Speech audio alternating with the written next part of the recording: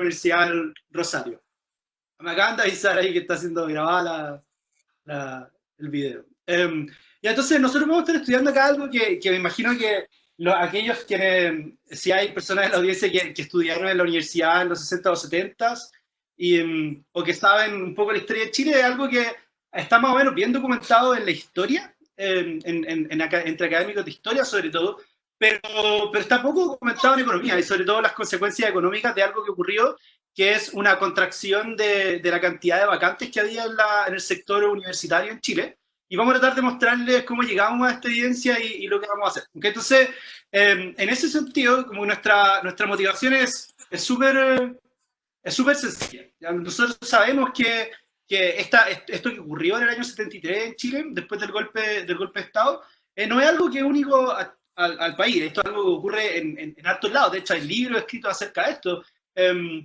Acerca de cómo los regímenes autoritarios en general hacen como una disrupción bien grande de las universidades y las instituciones de educación superior, con una institución bastante sencilla, ¿cierto? Las instituciones de educación superior en general son como fuentes de debate, son lugares donde se originan varios movimientos de protesta, los estudiantes son súper metidos en cosas sociales, eso a nosotros como miembros de este país no nos parece muy sorprendente, ¿cierto? Y sabemos que, obviamente, después de un proceso bien politizado de la universidad en los años 60, en los 70 esto más o menos siguió en el gobierno de Salvador Allende.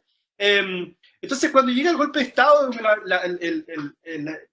la dictadura como que fue bien explícita en que quería atacar como los centros de revoltosos, apuntar a gente izquierda, y en eso fueron como targeteados bastante los estudiantes de las universidades y también el profesorado, ¿cierto? Sabemos que muchos profesores fueron expulsados, muchos estudiantes como que los graduaron rápido y en general más adelante les vamos a mostrar que también hubo algo súper importante que determinó harto como una generación de estudiantes o de potenciales estudiantes, fue que hubo una contracción más o menos una contracción importante del número de vacantes que hubo. Una contracción que fue política de la dictadura y que está súper bien documentada en las distintas universidades. Le pegó a distintas universidades de manera distinta y a distintas carreras de manera distinta. De hecho, nosotros hicimos un trabajo de datos bastante detallado para poder entender cuáles fueron las carreras más afectadas. Por esto les voy a contar un poco acerca de esto en la charla. Entonces, obviamente que si hay una contracción muy fuerte en el número de vacantes que hay en las, ¿cómo se llaman? En las universidades, esperamos que esto tenga consecuencias de largo plazo, ¿cierto? Nosotros como profesores universitarios, estudiantes e investigadores sabemos que estudiar en la universidad es algo que cambia la vida en muchos sentidos, ¿cierto? No solamente en cómo nos vamos a desarrollar después en el mundo laboral, sino que también cómo va a determinar nuestros outcomes económicos a través de toda nuestra vida. Entonces, vamos a tratar de hacer eso, ¿cierto? Vamos a tratar de entender cómo esta política impactó a generaciones que deberían haber entrado a la universidad en el año 73, y les voy a contar un poco la estrategia empírica y los datos que ocupamos para eso. Pero al menos nosotros entendemos que, si bien este proceso está bien documentado históricamente, no solamente en Chile, sino que alrededor del mundo, también entendemos que hay muy poca evidencia empírica como rigurosa, usando econometría moderna, para poder entender qué pasó, cuáles son las consecuencias, como un poco cuantificar los efectos de esta política que comenzaron pocas semanas después del golpe de Estado el 11 de septiembre. ¿Okay? Y esto sin duda es una cosa súper poco estudiada, sobre todo en el caso de Chile, un poco más en el caso internacional. Entonces, ¿qué es lo que nosotros en particular vamos a hacer? Nos vamos a enfocar en una ventana corta alrededor de 1973, y vamos a mostrarle algo que a nosotros nos llamó mucho la atención, que es que la gente que debería haber entrado a la universidad en el año 74, ¿cierto? Postulado en el año 73, se ve que hay como una caída muy grande y muy persistente en la cantidad de gente matriculada en educación universitaria. Esto está documentado incluso en papers históricos de los años 70, una caída dramática en la cantidad de gente que se matriculó. Y es visible, como les voy a mostrar más adelante, en cualquier encuesta o censo que ustedes vean, en el censo del 82, el 92, el 2002, el 2017, en todas las encuestas caseras, la encuesta de ocupación y desocupación de la Universidad de Chile. Y un poco sorprendente que nadie se haya como atrevido o alguien lo haya investigado un poco más rigurosamente cuáles fueron las consecuencias de esta contracción. Y vamos a tratar de seguir a estas personas a través de su ciclo de vida usando censos y usando encuestas.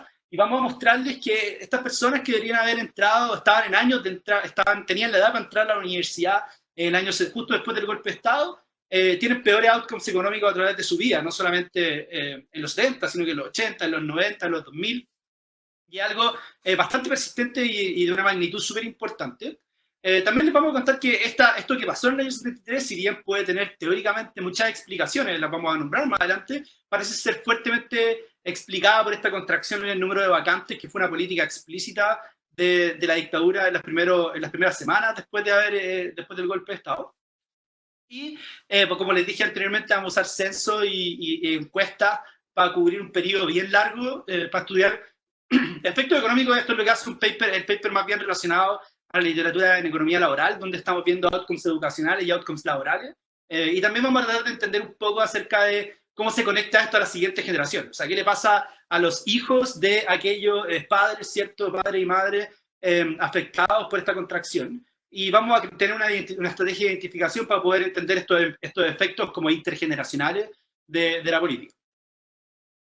Entonces, en breve vamos a ir al detalle en esto, pero en breve lo que hacemos es que utilizamos una estrategia muy parecida a la estrategia propuesta por David Carr en un paper de econométrica del 2015, que es una regression kink design, ¿ya? ¿Cierto? Que vamos a tratar de estimar muy bien como un kink que hay en las matrículas en educación superior en 1973. Les vamos a explicar cómo hacemos eso bien y dada la calidad y la cantidad de datos que tenemos, podemos estimar ese kink de manera muy razonable y vamos a utilizar como la ausencia de ese kink como un contrafactual válido para estas cortes.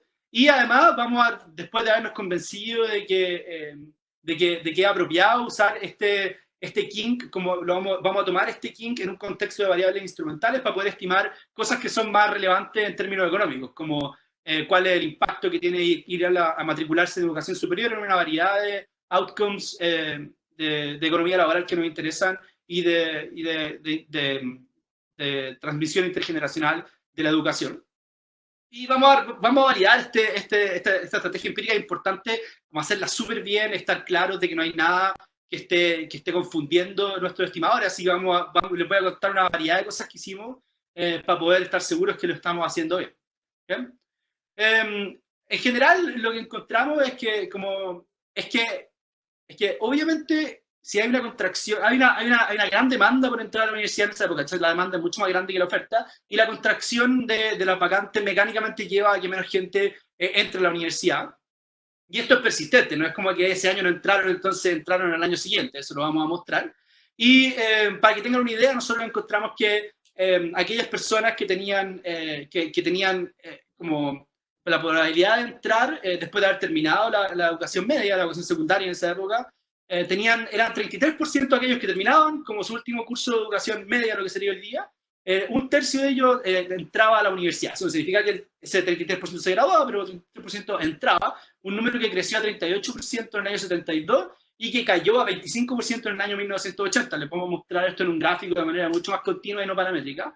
Y vemos que hay un kink como súper claro y visible en el año 73, que sería para empezar el año académico, ¿cierto?, en el 74, y que vamos a confirmar usando un análisis de controles sintéticos, como usando ciertos contrafactuales ya construidos de manera un poco más estadística.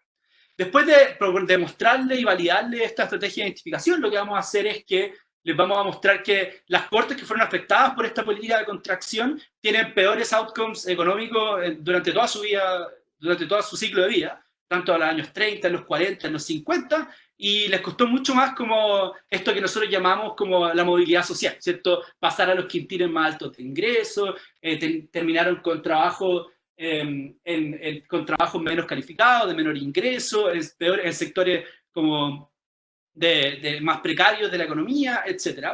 Y también les vamos a mostrar que esto se transmitió a la siguiente generación, donde los hijos de aquellos padres que fueron afectados por esta política también tienen menos probabilidad de ir a la universidad, y nuestra estrategia de identificación nos permite calcular como esta transmisión intergeneracional de college enrollment, como se llama en la literatura, y nos permite entonces como ir un paso más allá de lo que se hace tradicionalmente con estimadores de mínimos cuadrados, simplemente sin lidiar un poco con esta idea de que la decisión de ir a la universidad a los padres es súper endógena, y nuestros estimadores de variables instrumentales bien validados como que apuntan a elasticidades que son parecidas, lo cual es interesante, creemos nosotros desde un punto de vista como cuantitativo. Y tenemos alguna evidencia, ¿cierto?, un poco más indirecta o anecdótica de qué podría explicar como esta transmisión intergeneracional del college enrollment, que tiene que ver con patrones de assorted matching entre esposos, entre parejas, y también patrones de la educación de los padres, ¿cierto? Y cómo ellos se machean a la hora que deciden también, a la edad a la cual deciden tener un hijo y cuántos hijos tener, etc. Y eso, de eso voy a hablar poco en la charla de hoy día por restricciones de tiempo. Y creemos, y esto para terminar la introducción, ¿cierto? Creemos que esto contribuye como a distintas partes de la literatura bueno, al menos yo estoy más ligado a la literatura de cómo las políticas que implementan regímenes autoritarios pueden obviamente aumentar la desigualdad, disminuir la movilidad social y en general tener efectos que persisten aún después de transiciones democráticas, como fue en el caso de Chile. Estas personas fueron dañadas por esta política aún después de la transición ocurrió, pero estas personas quedaron persistentemente dañadas en términos económicos y no económicos. Y también hablamos a esta literatura, y eso es una literatura como en economía política más o menos creciente, diría yo, en la cual hemos tenido también el placer de contribuir en los últimos años. Y también vamos a estimar, vamos a también relacionar una literatura más de economía laboral, donde vamos a estar estimando los efectos pecuniarios y no pecuniarios de la educación superior. Y vamos a diferenciar, dado que los patrones, los datos son bastante fuertes, de una diferenciación entre los patrones entre hombres y mujeres, donde encontramos que los efectos son particularmente negativos para las mujeres, afectando su participación en el mercado laboral, su ingreso, etc. Y finalmente también hay una literatura que conecta, ¿cierto?, la educación superior de los padres con la educación superior de los hijos, en la cual nosotros estamos proveyendo estos efectos causales con la estrategia de variables instrumentales que estamos intentando empujar. Entonces, con eso terminó la introducción. No sé si, Jaime, queréis que termine acá con unas preguntas o le doy nomás, como usted diga. Estás muteado, Jaime, así que no te escuchamos.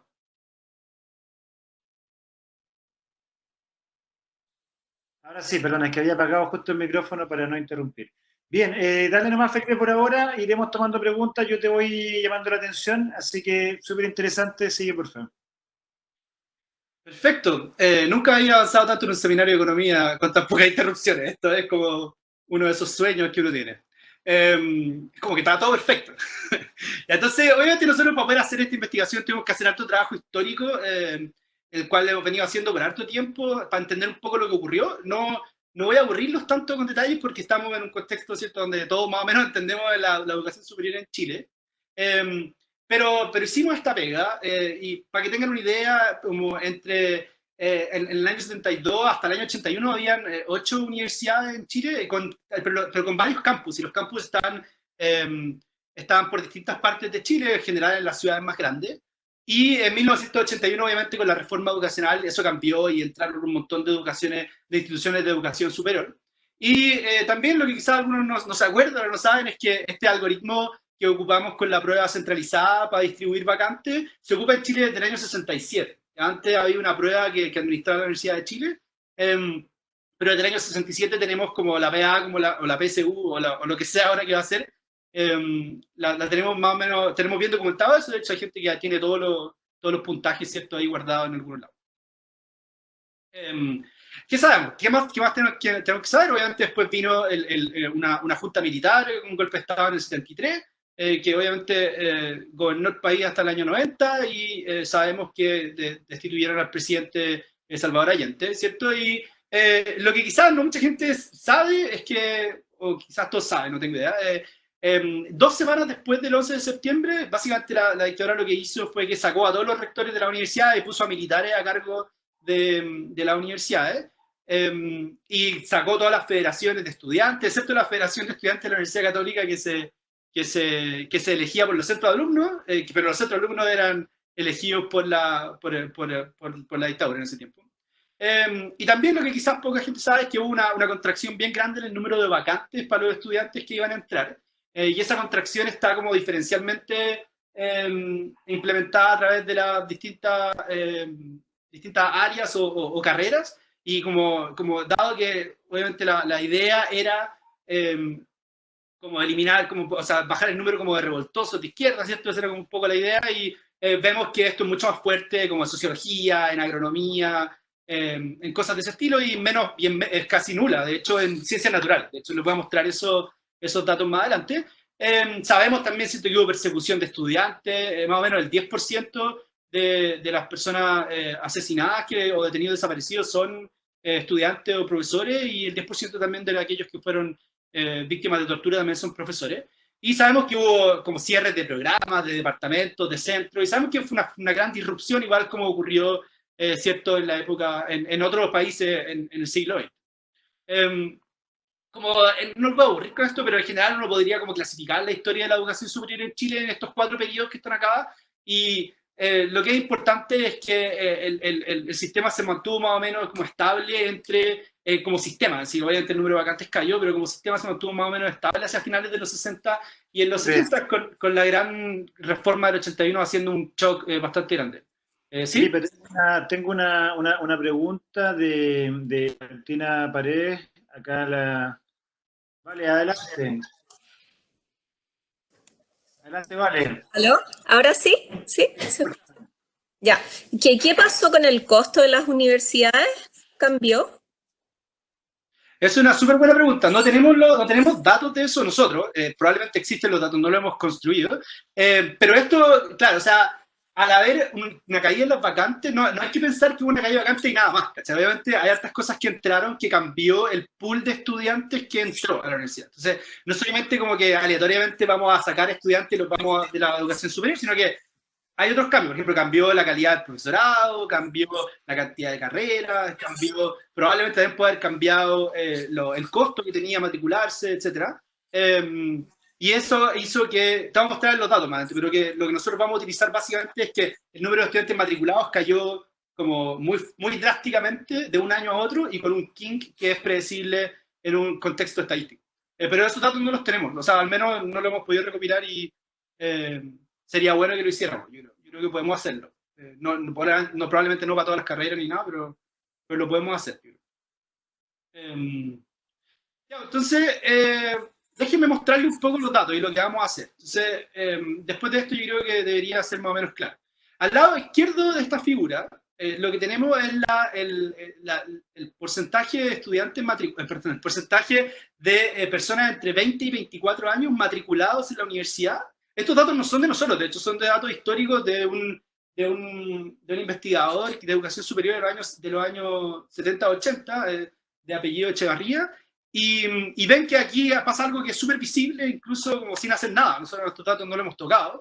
Vemos que el porcentaje de jóvenes entre 20 y 24 años que estaba matriculado crece fuertemente, entre no sé, 3% hasta el 17% en el año 73, y después cae, ¿cierto? Y aquí se ve como algo así como un king, pero también se ve algo así como una inflación antes del periodo de Allende, donde también está súper bien documentado que hubo un crecimiento en la cantidad de vacantes en la educación superior, un proceso que está bien influenciado obviamente por todas las reformas educacionales que se hicieron hacia finales de los 60, donde hubo harto movimiento, harta presión, incluso movimiento estudiantil, para que se hicieran cosas que aumentaran la matrícula de educación superior.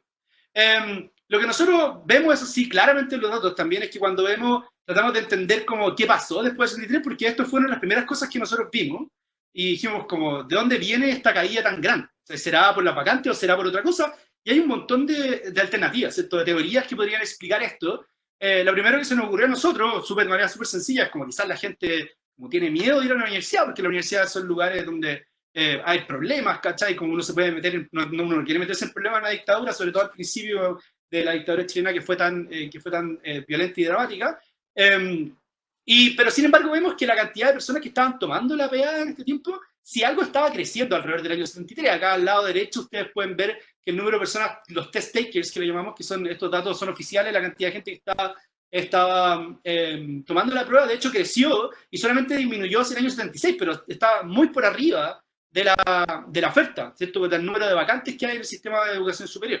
También vemos que las personas que postulaban, también tenemos esos datos, también estaba creciendo, y de hecho si algo cae, pero cae solamente con un rezago con respecto a las vacantes, que caen como desde 45.000 a 30.000 en el año 80. Entonces hay como una reducción de como el 30% en el número de vacantes entre el año 73 y el año 80. ¿Ya? Eso es algo que se ve súper claro en los datos. y de hecho, si ustedes lo pueden hacer de distintas maneras y van a encontrar siempre la misma caída, esta caída que está acá documentada por este gráfico en rojo. Obviamente pueden haber muchas explicaciones, no tiene por qué ser las vacantes, solamente el hecho de por qué estas personas cayeron, pero nosotros tratamos de hacer un trabajo como cuantitativo importante e histórico importante para tratar de testear o ver si es que los datos son consistentes con alguna otra explicación, y la verdad es que no encontramos ninguna otra cosa que sea importante. También vimos como las tasas de gente que se matriculaba en el ejército, que podría perfectamente haber sido este aumento de 15.000, pero si algo de hecho caen después de 73 un poco. También vimos la cantidad de estudiantes o de gente en edad educacional que está fuera de Chile, o sea, que emigró en el año 73, y son números extremadamente pequeños como para poder explicar esta caída tan grande en el número de vacantes. Y en el número de personas matriculadas, que va a ser literalmente esas 15.000, 20.000 personas menos que están matriculadas. Y hemos visto otras explicaciones que simplemente no son de la magnitud necesaria para poder explicar esa caída tan grande en la matrícula, que les voy a mostrar en unos segundos. Esta caída en el número de vacantes que les mencionaba está en todas las universidades y está en todas las disciplinas. En cierto, acá a la izquierda vemos que hemos podido como calcular el porcentaje de caída en estas vacantes. Vemos que cayó súper alto en agricultura, en ciencias sociales, en derecho, en educación, etcétera, y solamente aumentó en ciencias naturales, como está acá en verde. Y también vemos que por tipo de universidad está tanto en universidades públicas como privadas, y es un poco más grande en universidades públicas, en este caso. También vemos que esta reducción en el número de vacantes obviamente hace que los estudiantes marginales son los que no entran, que son aquellos estudiantes marginales que tienen los puntajes más bajos y son presumiblemente de menor habilidad como académica, y esto hace que evidentemente al disminuir como la oferta y aumentar la calidad del pool de gente, que las tasas de matrícula, las tasas de graduación aumenten, que es algo que observamos empíricamente también. Las tasas de graduación aumentan después de ese año, y también observamos que el College Premium después de este año aumenta en 12%, que también es consistente con la idea de que el pool está cambiando. Entonces no es como que agarramos un conjunto aleatorio de estudiantes y los sacamos, sino que obviamente el conjunto de estudiantes que está entrando a la universidad ahora es distinto y presumiblemente de mejor calidad académica, ¿cierto? En estos tiempos. Y como les decía antes, como que las otras cosas que están ocurriendo, que es como el número de estudiantes que están afuera, o el número de gente que está matriculándose con los militares, son muy chicos para explicar esta caída tan grande, ¿ya? Entonces, ¿cómo vamos a utilizar esta caída? Y les voy a mostrar patrones que en el fondo van a cuantificar cómo esta caída en el número de vacantes le pega al número de matriculados. Y ahí eso va a ser súper claro el dato. Lo vamos a hacer primero de manera no paramétrica, no imponiendo ningún supuesto, y después vamos a hacerlo un poco de manera paramétrica para poder estimar los efectos económicos que más nos interesan. Entonces, una consulta. Esta es una consulta mía. Hay un cambio de composición importante, ¿cierto?, en la matrícula respecto a las carreras, ¿cierto? Hay carreras que se cierran, especialmente de algunas áreas vinculadas a las ciencias sociales. Yo no sé si tienen alguna noción ustedes de cambio en la composición. O sea, tú dices, podría haber ocurrido que se quedaron los mejores alumnos adentro, pero también podría haber ocurrido que buenos alumnos que hubiesen ido a carreras de ciencias sociales terminaron escogiendo otras carreras más científicas, por ejemplo, porque vieron que esas otras carreras había reducido la oferta, o además era mucho más complicado el ambiente universitario en esas facultades que en otras. No sé si ustedes son capaces de ver algo de eso en sus datos.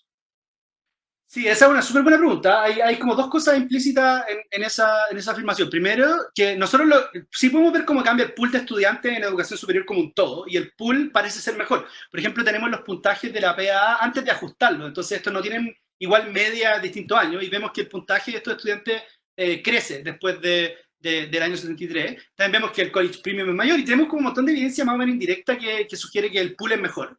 Pero patrones pero antes esto es un promedio, y puede haber perfectamente ocurrido lo que tú estás diciendo, Jaime, de que algunas personas súper buenas no entraron a la universidad, pero en promedio se ve como que el pool mejoró, y no tenemos buena evidencia de patrones de sustitución, porque por más que hemos intentado, ha sido súper difícil conseguir las tasas de matrícula para todas las carreras en esta época. Por ejemplo, tenemos todos los matriculados en Derecho, pero no tenemos los matriculados en Derecho por año por universidad. Los tenemos para alguna universidad. Entonces, si uno quisiera hacer bien esta pega, tendría que agarrar todos los pares carrera-universidad y ver los patrones de sustitución, que no me sorprendería para nada que existiesen, dado este contexto, porque lo que tú me estás diciendo tiene mucho sentido para mí, que alguien que, no sé, iba a estudiar Derecho, ¿cachai? O Sociología, decide estudiar Medicina o decide estudiar otra carrera un poco más de ciencias naturales, sobre todo por una cosa como de disponibilidad de carrera.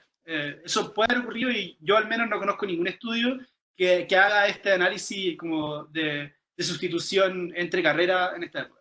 Pero debería haber ocurrido, yo creo. Entonces, ¿cómo nosotros vamos a utilizar esto en estrategia empírica? Lo que vamos a hacer, vamos a utilizar las siguientes datos. Primero vamos a utilizar los censos del año 92, 2002 y 2017. Estos son récords individuales. Tenemos, ¿cierto? Estos son todos los datos, como cada fila de una persona.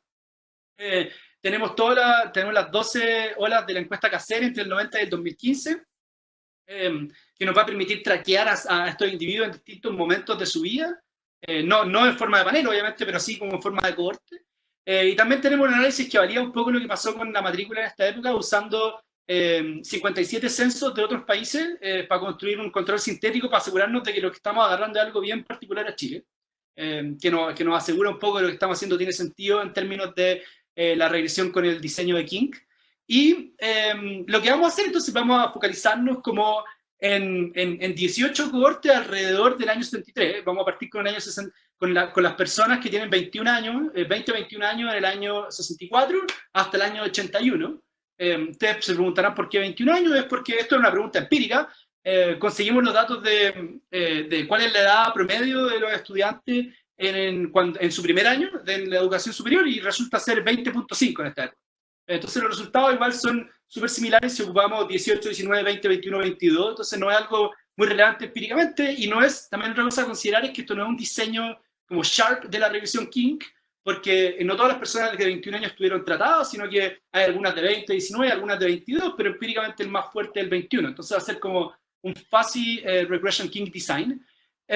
Y vamos también a focalizarnos en un contrafactual que tenga sentido, porque obviamente no queremos comparar a la gente que entró a la universidad con gente que hizo dropout en tercero básico. Entonces vamos a comparar a la gente que entró a la universidad o que no, con aquella gente que no entró a la universidad pero que terminó la educación secundaria, en este caso. Entonces siempre el contrafactual que vamos a estar utilizando son gente con educación media completa, lo que sería hoy día.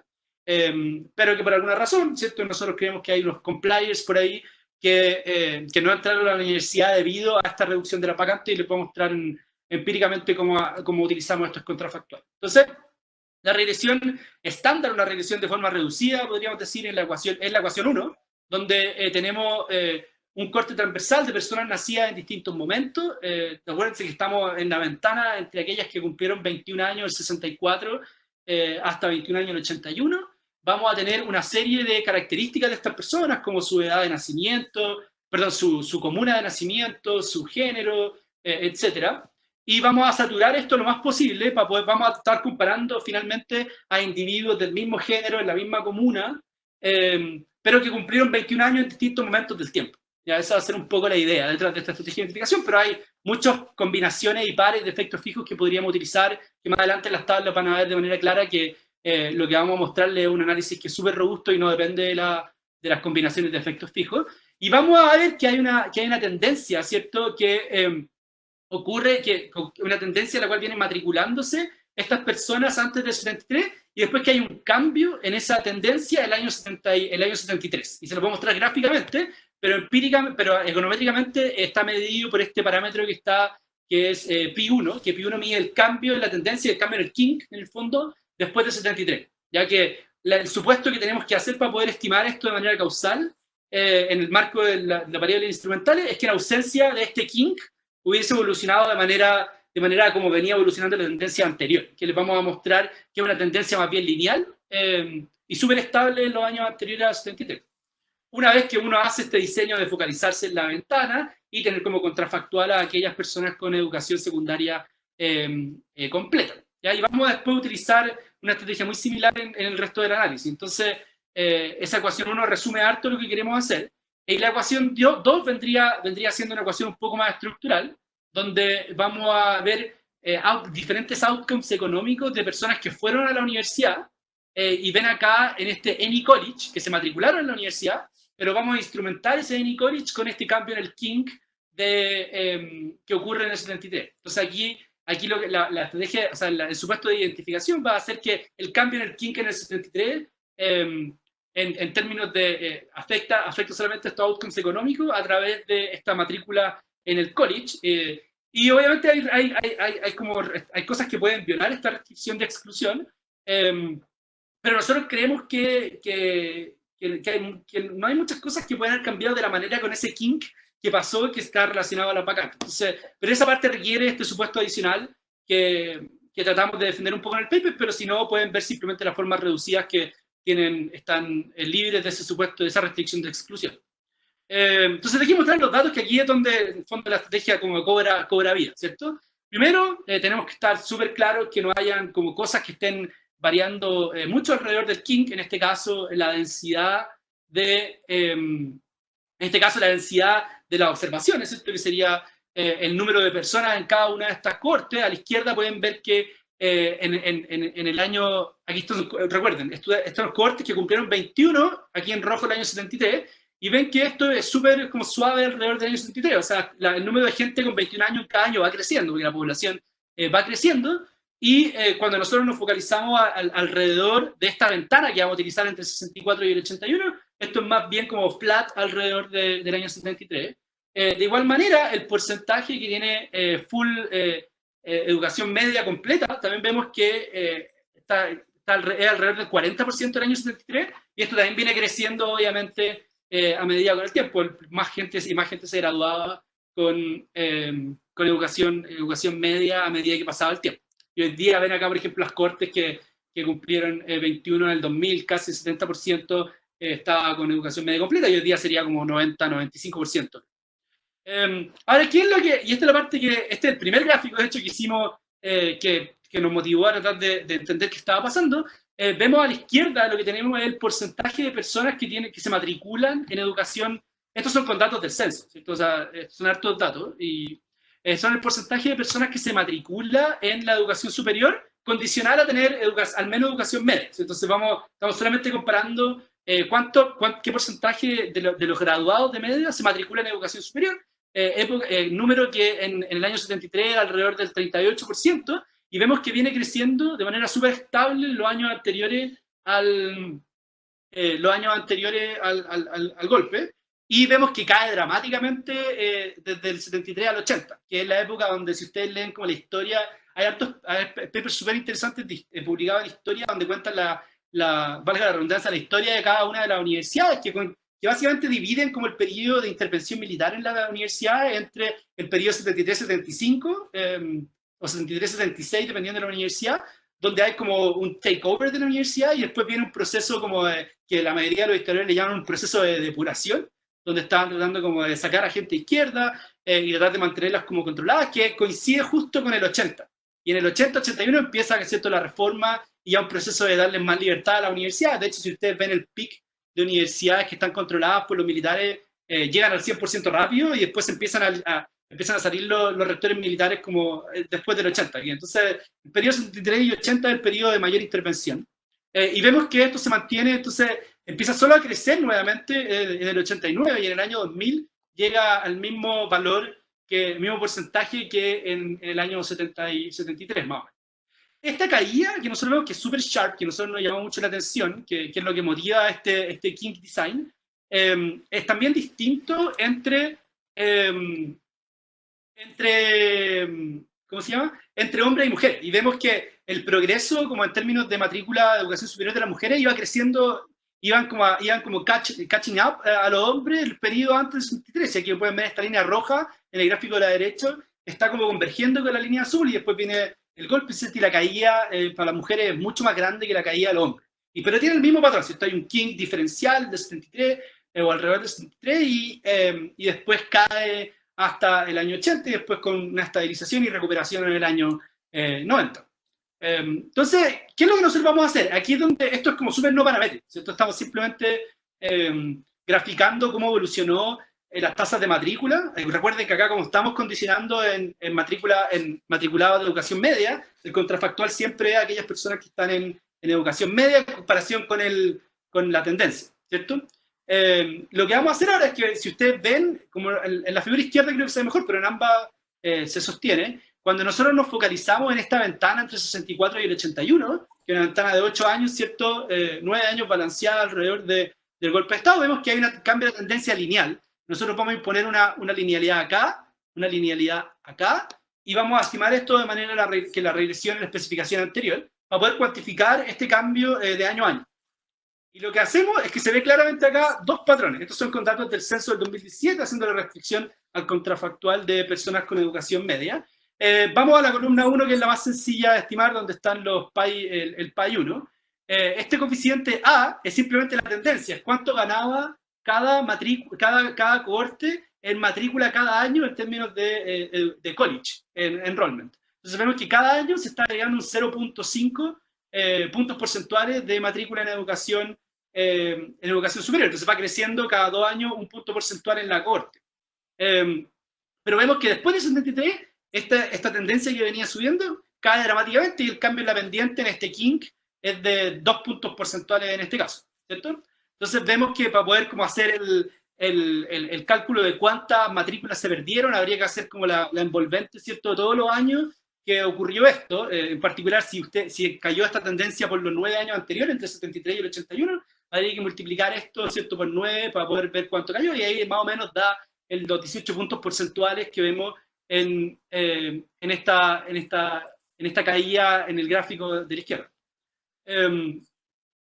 Perfecto, entonces, si ustedes pueden ver acá, tenemos también la matrícula en educación técnica, y vemos que hay algo de sustitución. O sea, algunas de las personas que se habrían matriculado en educación superior en universidades se fueron efectivamente a educación técnica. Eso es lo que indica este número de acá, del 0.4%, pero la sustitución, ¿cierto?, está lejos de ser incompleta, y cuando analizamos la educación superior como un todo, vemos esta caída dramática de 1.6 puntos porcentuales por año en el número de matriculados entre el 73 y el 81.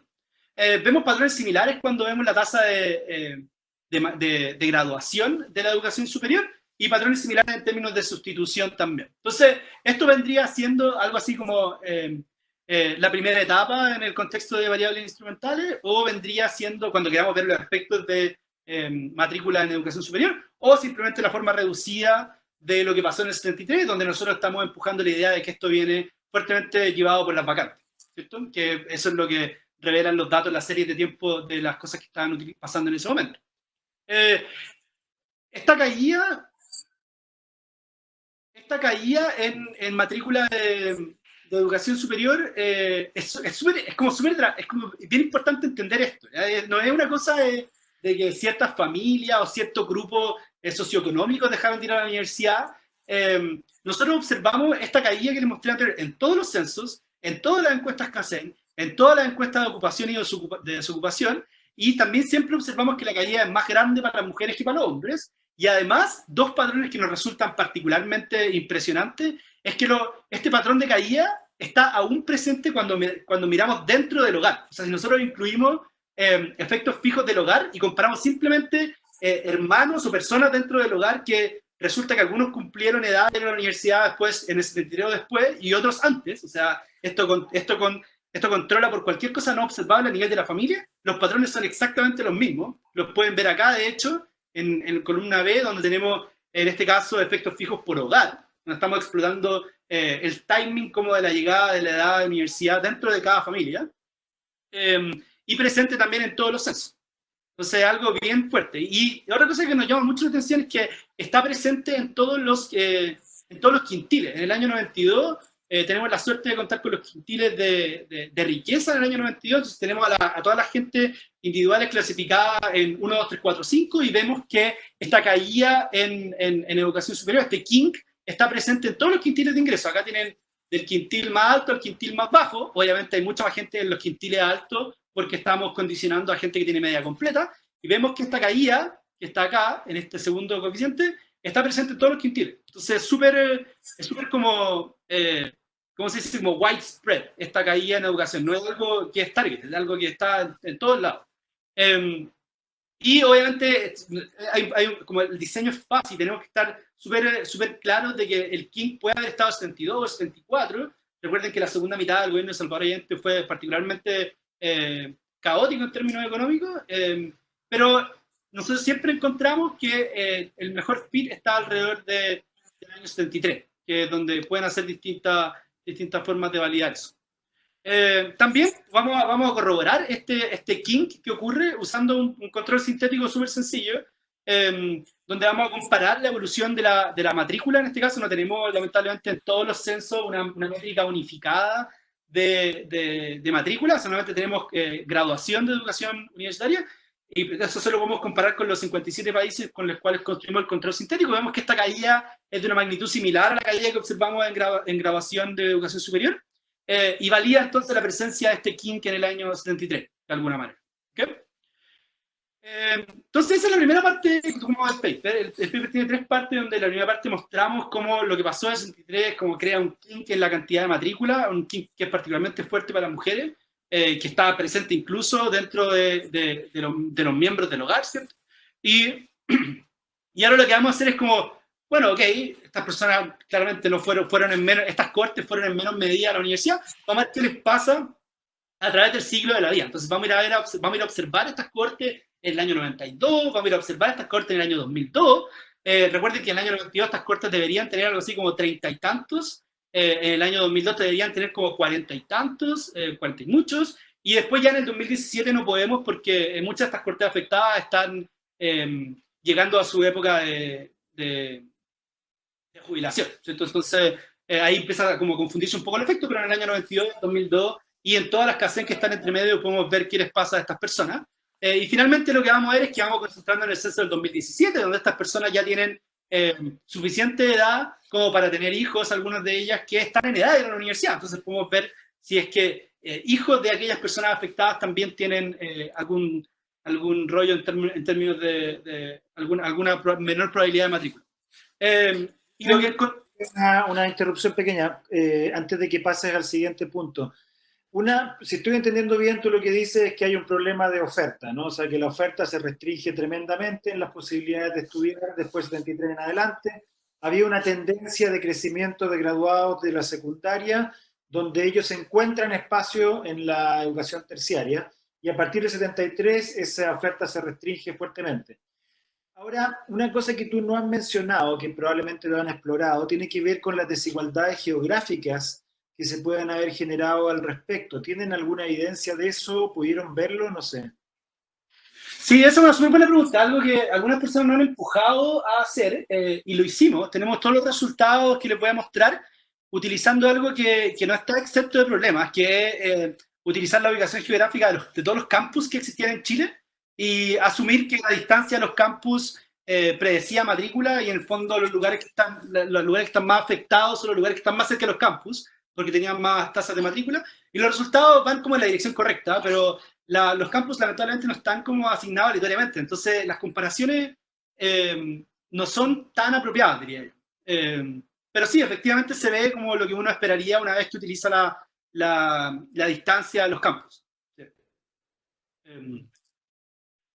Ok, entonces después, como les decía, vamos a ir a seguir a estas personas, y no sorprendentemente, obviamente, ir a la universidad es algo que le cambia la vida a las personas. Entonces, lo que vamos a hacer en estas tablas es que siempre les voy a presentar la forma reducida en estas primeras 2 filas, y después les voy a presentar el ID más abajo. ¿Ok? Entonces, lo que vemos es que tanto en el año 92 como en el 2002, estas personas son menos probables de estar en la fuerza laboral. Es más probable observarla buscando trabajo. Es menos probable observarla ganando algún salario. Y es menos probable observarla como trabajadores altamente calificados.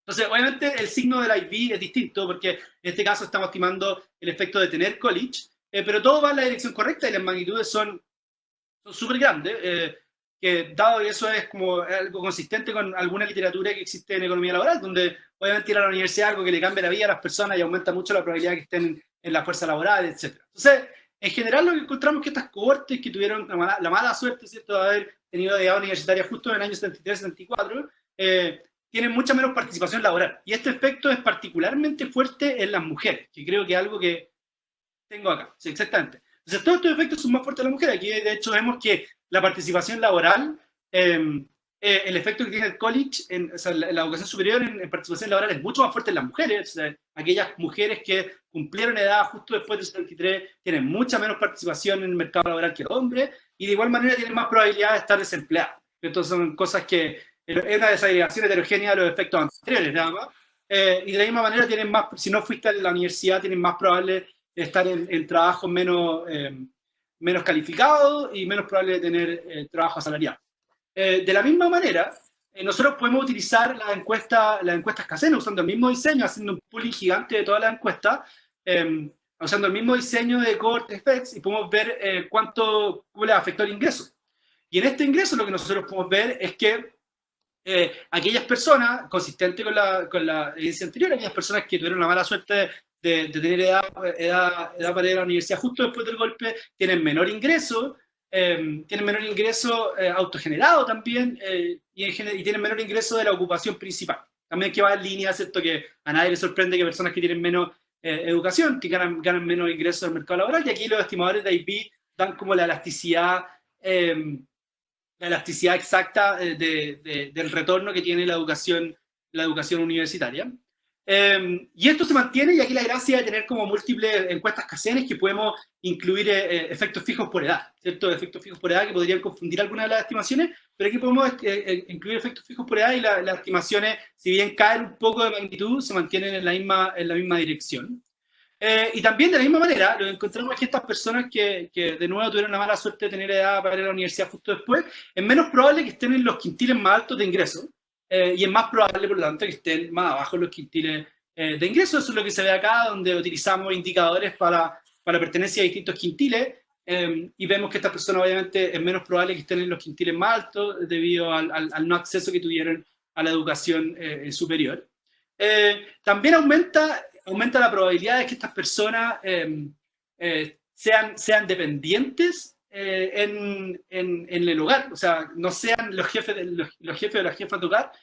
Otra evidencia de que la educación superior obviamente aumenta tu posición en relativa en ese caso.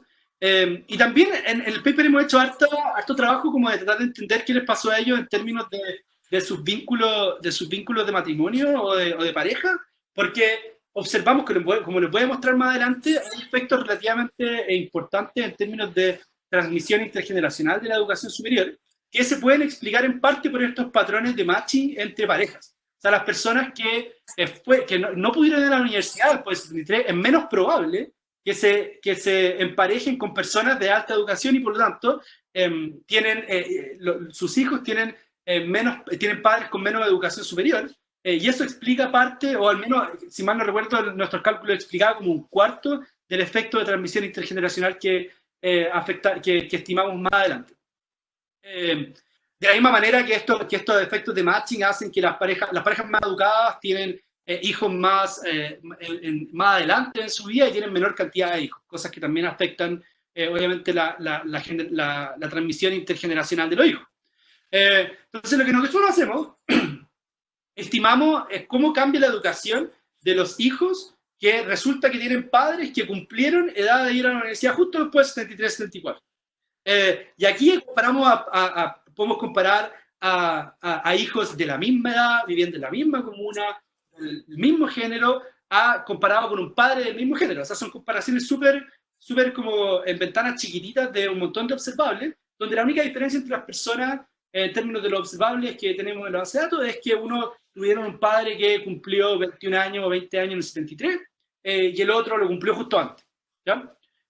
Y lo que observamos es que aquellas personas que tienen, aquí tienen la estimación semiparamétrica, ¿cierto? Donde vemos acá que antes del 73, aquellos que tenían padres con edad de 21 en estos distintos, con 21 años, antes de 63, venían creciendo en la probabilidad, porque sus padres venían aumentando la probabilidad de que estuvieran en la universidad, y esto cae dramáticamente después del 73. ¿Ya? Esto igual tiene algunos supuestos que podemos conversar más adelante respecto a cómo conectamos hijos a padres, pero es un resultado bastante robusto, que de hecho cuando conectamos en nuestra estrategia de identificación, ¿cierto? Donde vamos a comparar a todos los hijos, la misma estrategia en un bando alrededor del 64 al 81, observamos en nuestra estimación de IB es alrededor de 0.25 puntos porcentuales, perdón, 25 puntos porcentuales, lo que significa que si alguien tiene un padre que fue a la universidad, comparado con alguien que tiene un padre que no fue a la universidad porque tenía 22 puntos después del golpe, lo que observamos es que la persona que tiene un padre con una universidad tiene 26 puntos porcentuales más de probabilidad de ir a la universidad. Entonces es una transmisión intergeneracional importante que resulta ser súper similar a los estimadores de mínimos cuadrados, sugiriendo que el sesgo en los estimadores de mínimos cuadrados o bien se cancela o no es muy importante en términos econométricos. Yo creo que ya medio me pasé de la hora, así que, pero déjenme contarle nomás, me habían dicho que tenía como 40 minutos. Pero déjenme contarle también que aquellos hijos con padres que alcanzaron a ir a la universidad antes del golpe también son mucho menos probables que hagan dropout en educación media. O sea, que salgan del colegio. Tengo una pregunta, Felipe, del Nico Grau. Espérame un poquito, acá te lo vamos a... Si es que lo encuentro. ¿Puedo terminar ahora? Me queda un minuto. Y después... Bueno, dale.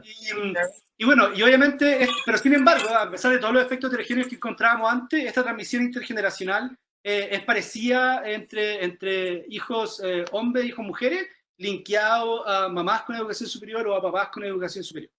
Entonces eso, más o menos la conclusión es que nosotros encontramos evidencia de que esto que pasó después del 63 es como súper importante, es una forma súper sencilla de conectar una política que ocurrió entre el 73 y el 80 con la vida de las personas, incluso que estuvieron afectadas incluso después de la transición a la democracia, y estas políticas no son únicas a Chile. Ustedes pueden hacer como unos cálculos súper sencillos con estimaciones de panel, en el cual ven que la educación superior se ve dramáticamente reducida en términos de matrícula en todos los lugares del mundo donde se encuentran regímenes autoritarios. Entonces, es lejos de ser algo particular a Chile y es una forma súper sencilla en la cual las dictaduras pueden afectar a las personas incluso después de la transición.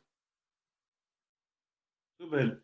Felipe, voy a poner a Nico, ahí. Nico Grau, ¿me escuchas? Nico, tenés que desmutearte. Nico. Sí. Ahí sí. Ya, ahí, Nico, adelante.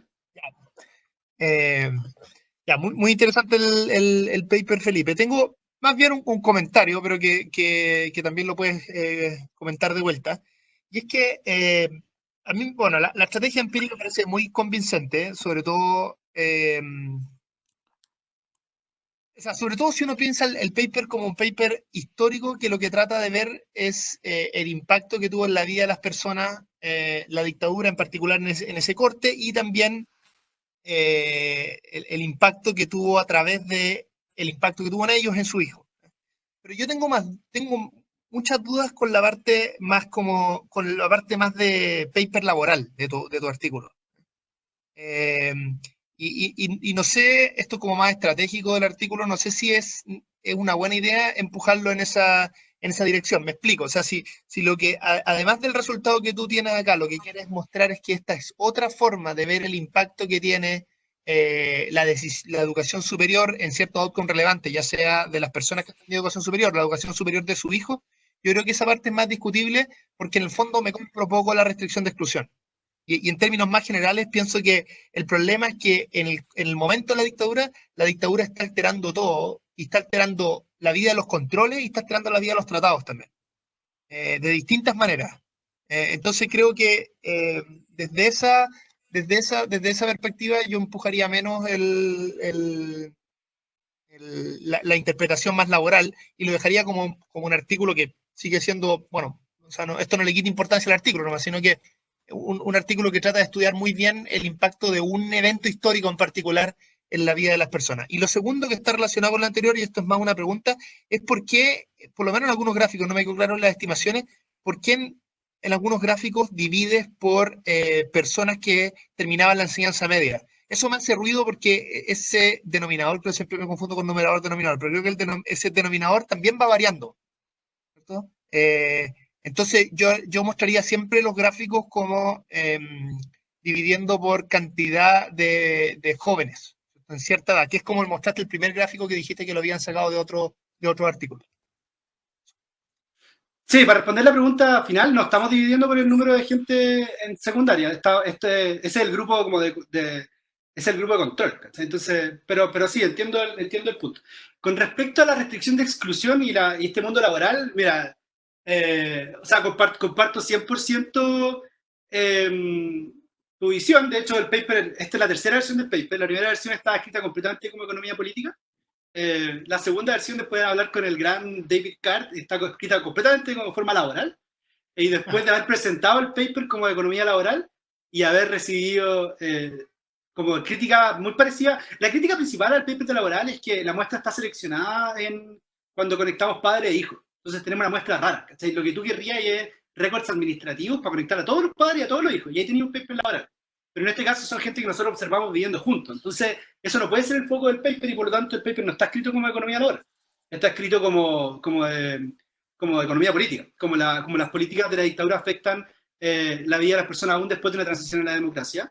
Y con respecto a la restricción de exclusión, mira, yo tiendo a ser como súper escéptico de la restricción de exclusión, pero lo que dijiste no es precisamente restricción de exclusión, porque obviamente están todas las personas afectadas y lo que nosotros no estamos comparando gente del 74 con gente del 72, estamos comparando un kink, ¿cachai? Y es un kink bien especial. Entonces tú tendrías que encontrar una variable que cambie de la misma manera con el mismo kink antes y después, que por supuesto es posible, pero tendríamos que calibrarlo mejor y ver si es que efectivamente puede haber pasado. Aunque estoy completamente de acuerdo en que en Labor sería más difícil entenderlo y por eso nos estamos empujando ese punto en la versión escrita, que quizá la última vez que habíamos presentado este paper fue en versión Labor, entonces quizás quedó algo de eso en la charla, pero el paper está escrito así haciendo, en el párrafo 1 menciona a las dictaduras. Y ya esto que hacen en distintas partes del mundo con ejemplos de lo que ha pasado en China, lo que ha pasado en México, lo que ha pasado en distintos lados del mundo y en distintos momentos del tiempo. Sí. Oye, tengo una pregunta, Felipe, que va más allá de tu paper, digamos, un poco conectando estas cosas como estas marcas históricas, ¿ya? Una de las cosas que hemos observado en los últimos años son estos movimientos estudiantiles, de los pingüinos, después, ¿cierto?, los estudiantes universitarios, etcétera, que básicamente es la misma corte, que es la corte más grande de Chile, ¿cierto? Que cuando uno mira la pirámide poblacional, uno ve que los que nacieron en el año 93, 94, son, digamos, una proporción, son la generación más grande en la historia de Chile. De ahí todas han sido más chicas y hay un aumento especial ahí. Y esos que nacieron en el 93, 94, resulta que por esas casualidades de la vida son los hijos de los que vivieron en la dictadura, ¿cierto? Y que tenían alrededor de 20 y tantos años en esa época. Y entonces, lo que esto me sugiere, digamos, lo que tú estás diciendo, es que hay otros mecanismos adicionales, ¿cierto?, de transmisión de esta cuestión, que tiene que ver probablemente con el acceso a la educación superior también, pero con una marca que va generando una actitud distinta respecto a lo que va ocurriendo en el tiempo. Y yo no sé bueno, esto ya como un paper de demografía, pero en el fondo cómo la demografía va afectando, ¿cierto?, las decisiones de la gente. Porque efectivamente la generación es significativamente más grande que las anteriores. No sé si tú has visto esas pirámides poblacionales, también son súper interesantes. No sé si han reflexionado algo sobre eso o no han tenido ocasión. Sí, en algún minuto me acuerdo que Luis tenía muchas ganas de ver eso, ver cómo las protestas reaccionaban a estas cosas que le ocurrieron a los padres. Es difícil, eso sí, conseguir datos como universidad. Aquí una parte que está subvendida, creo yo, del trabajo que hicimos, es que hay hartos datos. Entonces, parte para poder identificar el kink es súper importante tener muchos datos, si no se vuelve una cosa bien extraña. Fíjense que incluso incluso los errores estándar de lo que tenemos, que está con muchos datos, igual no son tan chicos. Muchos de ellos, sobre todo las estimaciones de los efectos de educación. Entonces, para poder estimar algo con protestas necesitaríamos como, o participación política de manera más precisa, necesitaríamos muchos datos para todas las personas. Algo de eso tenemos y algo de eso hemos explorado con datos de registro y participación política que tiene el CERVEL, pero no son exactamente protestas, pero sí tenemos participación. Y vemos cosas que son consistentes con la idea de que en economía política igual se ha discutido harto respecto a cuál es el rol que tiene la educación en la participación política de las personas. Y eso estamos pensando todavía cómo trabajar con eso, porque en el marco de este paper estamos ahí tratando como de entender bien, porque ahora lo que estamos haciendo es como la primera parte que nosotros creemos que es la parte como más económica de todo, que es como lo que le pasó a esta persona en términos de educación y de su vida laboral. Pero efectivamente hay muchos otros márgenes que pueden haber sido afectados y estamos trabajando un poco para organizar bien esa agenda. Oye, y tengo otra duda relacionada con lo que planteaba la pregunta de Nico, esto de mirarlo como paper laboral, ¿no? Entonces, ahí cuando tú dices, hay gente que podría haber accedido a la universidad, no accedió, ¿cierto? Porque tú tenías esta restricción de oferta. Y entonces, pero esa gente que podría haber accedido a la universidad, en promedio, ¿cierto? Probablemente tenía más habilidades que la gente que no hubiese accedido bajo ninguna circunstancia. Por Sí. tanto, lo que tú tendrías que tener es que en términos relativos el retorno a la educación debería haber sido más bajo.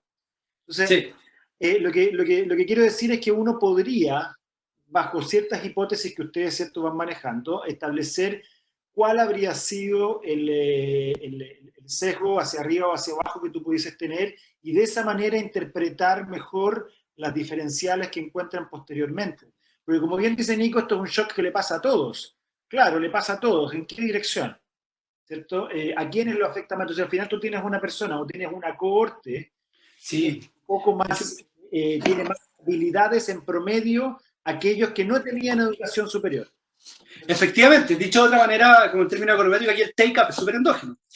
¿Cachai? ¿Quién es afectado por la reducción de las vacantes? No es aleatorio, el take-up es endógeno, y en ese sentido los resultados de los IB están completamente explicados por los compliers, que son aquellas personas que dejaron de ir a la universidad debido a que había menos vacantes, y eso inevitablemente, como bien decís tú, como son las personas que presumiblemente son las que tienen menos habilidad dentro de la gente que fue, o las que tienen más habilidad dentro de la gente que no fue, eso hace que los estimadores estén secados hacia un lado que es predecible, ¿cierto?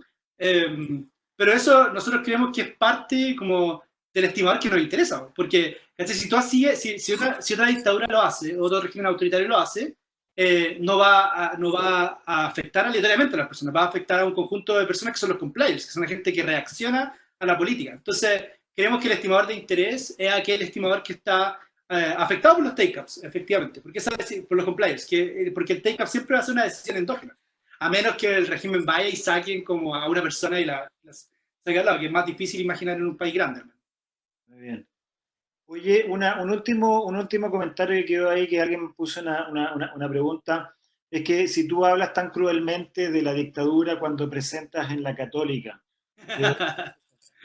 No sé, yo no siento que haya hablado particularmente cruel de la dictadura, esto es algo que simplemente pasó.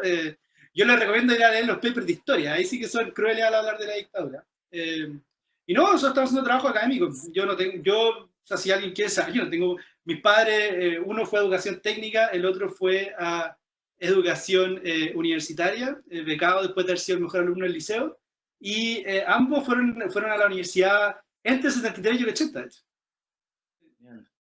Y bueno, muchas gracias, Felipe. Excelente presentación, creo que funcionó bastante bien, tuvimos además una buena asistencia. Se cumple esto de que en los seminarios online atiende más gente que en los seminarios físicos. Llegamos a tener como 28 participantes, cosa que no siempre ocurre. Así que les damos las gracias a todos los asistentes, particularmente a Felipe.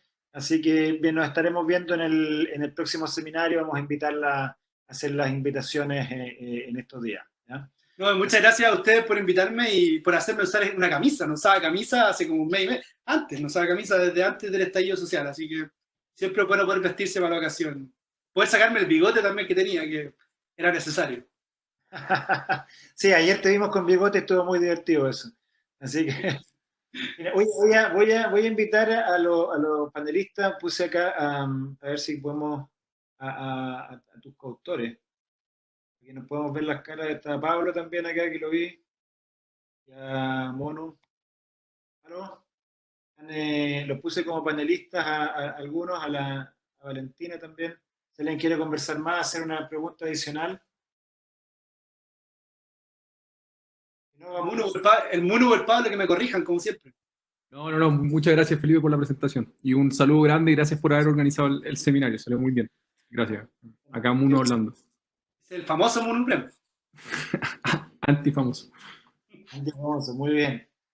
Bueno, muchachos, muchas gracias y ojalá podamos seguir interactuando de esta manera en este o en otros seminarios. Creo que hay que tratar de mantener a firme, digamos, el espíritu académico y tratar de seguir interactuando de esta manera.